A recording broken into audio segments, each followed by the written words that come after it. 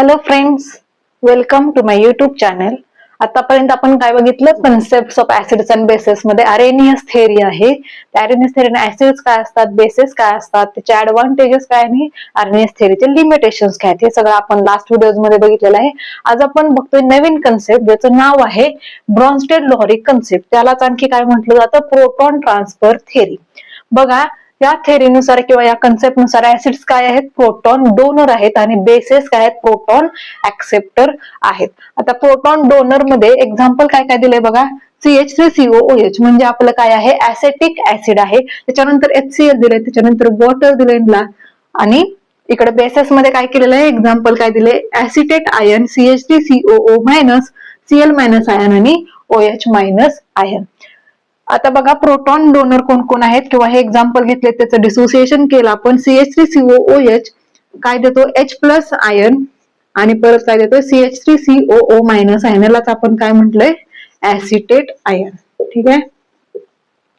Next बघा, HCl आहे. HCl चं डिसोसिएशन होतं Cl- आणि H+ आयन. हा पण H+ देते म्हणून हा काय आहे, ब्रॉन्स्टेड-लॉरी कन्सेप्ट नुसार ऍसिड आहे. त्याच्यानंतर वॉटर आहे. वॉटरचं डिसोसिएशन होतं OH- आणि H+ आयन. म्हणजे वॉटर पण ब्रॉन्स्टेड थेअरीनुसार, ब्रॉन्स्टेड-लॉरी कन्सेप्ट नुसार वॉटर आहे ते काय आहे, एक ऍसिड आहे.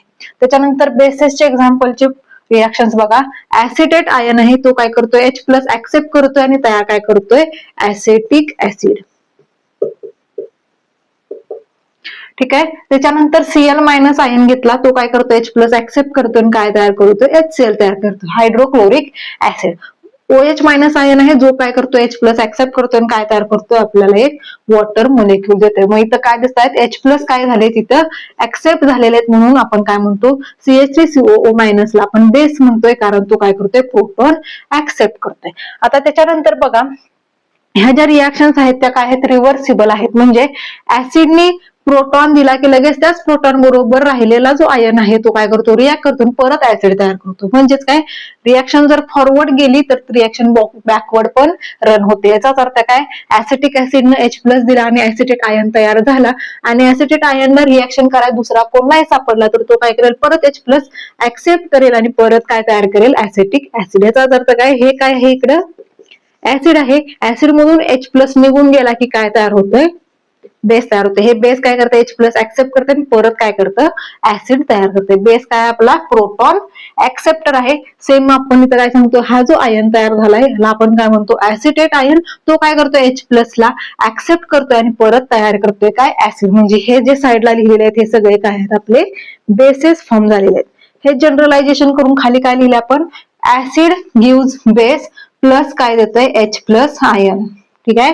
ऍसिड काय करतं, रिएक्शन दाखवून काय देतं, बेस देतं. पण ऍसिड आपण काय सांगतोय, स्टार्टिंगला प्रोटॉन डोनर आहे. ऍसिड काय करतं, H+ देतंय आणि त्याच्याबरोबर काय तयार होते, बेस तयार होते. उलट म्हणलं तर आपण काय म्हणू, बेस आहे जे काय करते, H+ ऍक्सेप्ट करते आणि काय तयार करते, ऍसिड तयार करते. तेच आपण लिहिले, बेस आहे, H+ ऍक्सेप्ट करते आणि काय करते, ऍसिड तयार करते.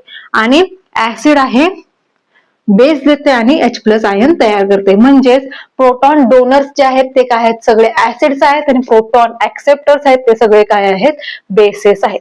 याच कन्सेप्ट मध्ये आणखीन एक नवीन कन्सेप्ट येतो, त्याला आपण काय म्हणतो, कॉन्जुगेट ऍसिड्स अँड बेसेसच्या पेअर्स. मग ते आपण काय करणार आहे, नेक्स्ट काय करणार आहे, व्हिडिओ मध्ये बघणार आहे. आता हे याला नाव का दिलंय, प्रोटॉन ट्रान्सफर थेअरी का दिलंय, तर H+ ट्रान्सफर होतोय आणि ऍसिडचं कन्व्हर्जन बेस मध्ये होतंय, बेसचं कन्व्हर्जन ऍसिड मध्ये येतंय. ऍसिडचं कन्व्हर्जन बेस मध्ये होत असताना H+ काय केला जातो, डोनेट केला जातो. बेसचं कन्व्हर्जन ऍसिड मध्ये होत असताना ऍसिड मध्ये बेस मध्ये H+ ऍड होतो आणि तयार काय होतंय, ऍसिड तयार होते. तर हे होते ब्रॉन्स्टेड-लॉरी कन्सेप्ट, जे काय सांगतात, ऍसिड्स आहेत ते प्रोटॉन डोनर्स आहेत आणि बेसेस आहेत ते काय आहेत, प्रोटॉन ऍक्सेप्टर्स आहेत. ऍसिड मधून H+ काढून टाकला की जो आयन राहील तो आयन काय आहे, बेस आहे. आणि बेस मध्ये H+ आपण ऍड केला तर जे लास्टला तयार होतं ते तयार काय होतंय, ऍसिड तयार होतंय. नेक्स्ट व्हिडिओ मध्ये आपण बघणार आहोत त्याचे ऍडव्हान्टेजेस आणि लिमिटेशन्स. भेटू आपण नेक्स्ट व्हिडिओ मध्ये. थँक्यू.